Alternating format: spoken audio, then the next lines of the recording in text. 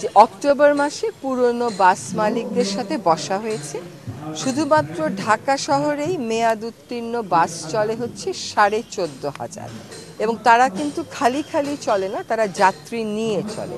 তার এই 14,500 বাসের বিকল্প পরিবহন আপনাকে দিতে হবে। সেই বাস মালিকদেরকে বলে দেয়া হয়েছে যে 6 মাসের মধ্যে আপনাদের ঢাকা শহর থেকে উঠে যেতে হবে, এবং তারা সেই প্রস্তাবে রাজি হয়েছেন। এবং এখন তাদেরকে বলা হচ্ছে যে আপনারা একটা কর্ম পরিকল্পনা দেন, আপনারা আপনাদের বাসগুলোর পরিবর্তে কি ধরনের বাস চালাবেন।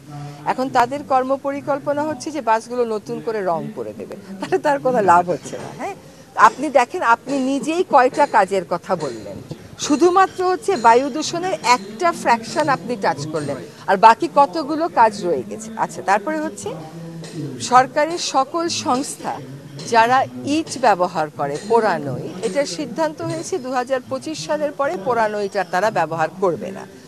এইটুকুন সময় আপনাকে দিতে হবে। এখন এই পোড়ানো ইট যে ব্যবহার করবে না, এটা গৃহায়ন ও গণপূর্ত মন্ত্রণালয়, স্থানীয় সরকার এবং শিক্ষা মন্ত্রণালয়, তারাই সবচেয়ে বেশি ইটের গ্রাহক, তাদেরকে সেখান থেকে সরে আসতে হবে। এই সিদ্ধান্ত নেওয়া হয়েছে। বায়ু দূষণ ব্যবস্থাপনা কর্ম পরিকল্পনা চূড়ান্ত করে গেজেট করে 2টা মিটিং করা হয়েছে। গতকাল একটা টাস্কফোর্স করে দেওয়া হয়েছে, যারা জনদুর্ভোগ কমাতে যে যে কাজগুলো দেশের ভিতরে, ঢাকার ভিতরে করা সম্ভব সেটা করবে।